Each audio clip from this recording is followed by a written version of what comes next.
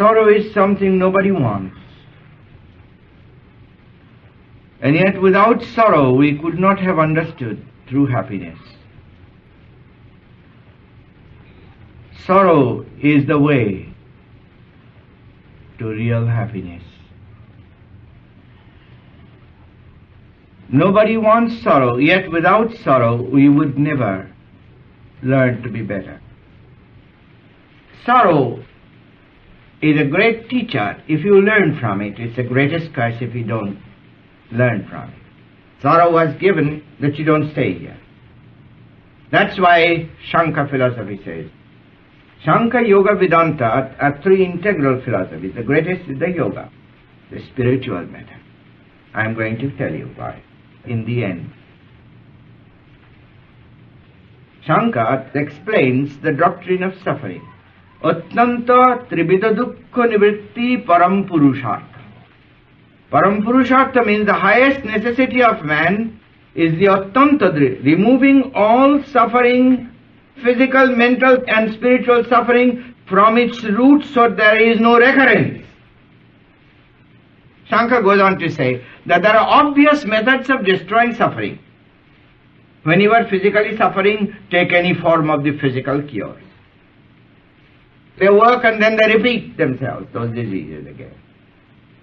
If your disease is chronic, the doctor says, we can't do anything for you. But then what? Shankar says, then what will you do?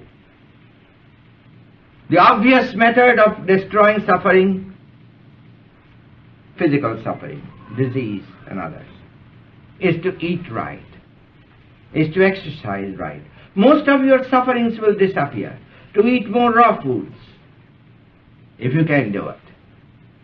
The most of the suffering can be destroyed, physical suffering, by the obvious method. To live natural, to live more outdoors. Simplify life. True happiness by meditation, and health by properitarianism, and disease lessons by character building and exercise, and mutual service and freedom. Then asana, by sitting still and practicing yoga postures. It's self-chiropractic.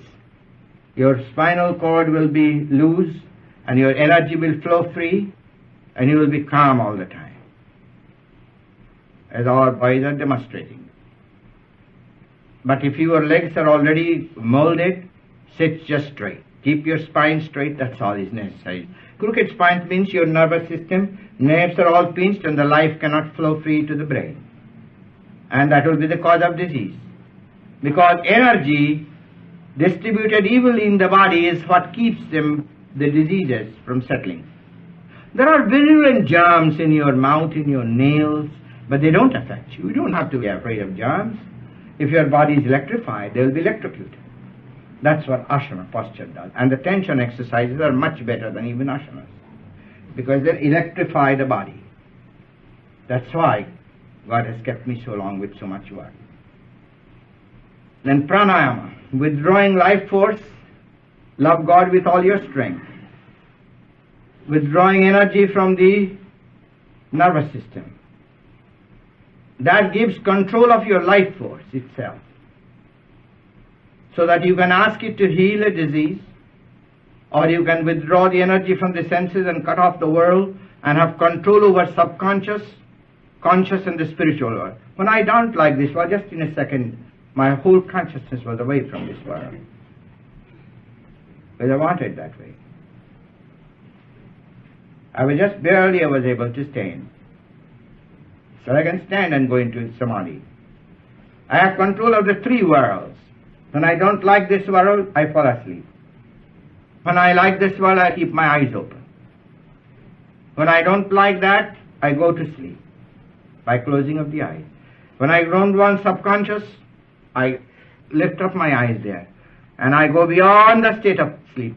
1,000 million joys come. That comes by pranayama. That won't do just by a little mental chanting and prayer. You must know how to disconnect the life force from the nervous system. That's what Kriya Yoga is. It has been simplified as no prophet ever did, as Lahari Mahasaya and Bhagavad Gita and Sri Yukteswar gave to the world. Kriya Yoga is the greatest way. Sometimes in the near future, after a long time, I am planning to give Kriya Yoga. Watch for the date. But only those will be very strict. Only those that will mean to practice. Otherwise, don't expect to come. That's why we have discarded giving the Kriya Yoga for many. Many came just for the ceremony. But those that will practice Kriya Yoga, they will see how far advanced than any method of prayer is. All physical, mental and spiritual suffering are destroyed by the roots.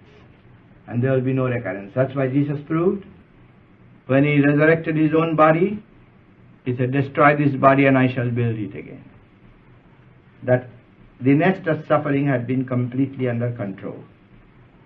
Jesus Christ was a great yogi. That's why from India came self-realization, by which you can understand your Bible and commune with Christ and God, that you may destroy all sorrows forever.